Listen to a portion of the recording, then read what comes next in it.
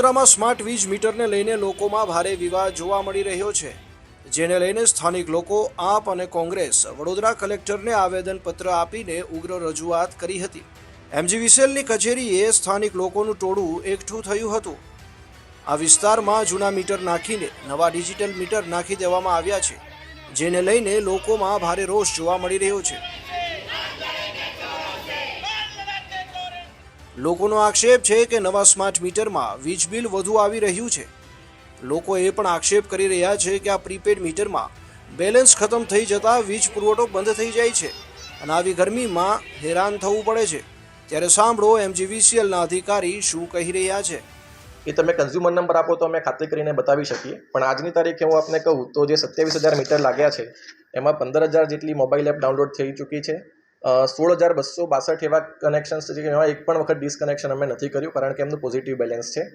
9,408 વખત લોકોનું ડિસ્કનેક્શન થયું છે, પણ પૈસા ભરવાથી 9,012 લોકોનું રિકનેક્શન પણ થઈ ગયું છે। બાકીના લોકોનું પણ પૈસા મતલબ રિચાર્જ બેલેન્સ થશે તો તરત રિકનેક્શન થઈ જશે।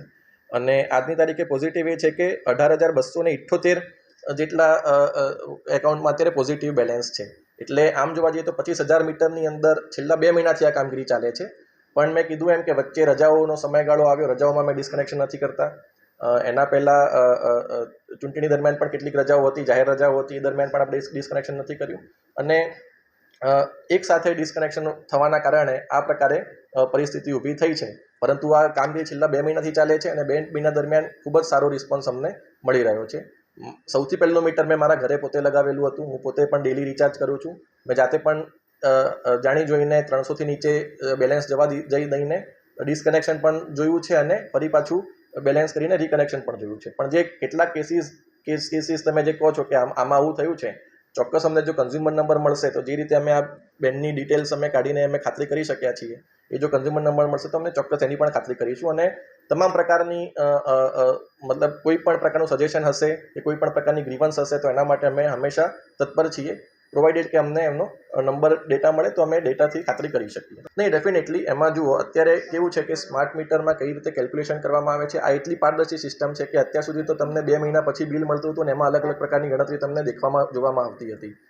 એનર્જી ચાર્જિસ કેટલા છે, વિદ્યુત શુલ્ક કેટલો છે, ઈડી કેટલી છે, એ 2 મહિના પછી જ ખબર પડતી હતી। આમાં તમે ડેઇલી બેસિસ ઉપર તમે તમારી એપમાં ડેટા જોઈ શકો છો। એટલે એકદમ પારદર્શક રાખેલી છે આપણે સિસ્ટમ। અને કદાચ એવું બની શકે કે આ બધી વસ્તુ અત્યાર સુધી લોકો ધ્યાનમાં નહોતા લેતા, એટલે કદાચ એમને કયા પ્રકારના ચાર્જની કેટલી ગણતરી થાય છે ખબર નહોતી।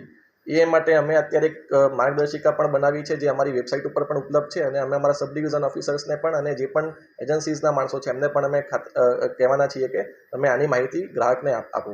ઇવન જ્યારે મીટર ઇન્સ્ટોલેશન કરવા માટે પણ જ્યારે જાય છે ત્યારે અમે એક પેમ્ફલેટ છપાવ્યું છે, જેમાં કઈ રીતે એપ્લિકેશનનો ઉપયોગ કરવો એ પણ અમે એમાં રાખેલું છે। બીજી વસ્તુ કે કેટલાક લોકોને કદાચ તકલીફ પડતી હોય કે અમે સ્માર્ટ મીટરને રિચાર્જ અમે કેવી રીતે કરાવીએ, તો રિચાર્જ માટે પણ અમારી સબ ડિવિઝન ઓફિસીસમાં અમે અત્યારે ફેસિલિટી રાખેલી છે। એટલે જે પ્રમાણે નોર્મલ બિલ એ લોકો ભરવા માટે આવે છે એ પ્રમાણે સ્માર્ટ મીટરનું પણ બિલ એ લોકો ભરાવી શકે છે।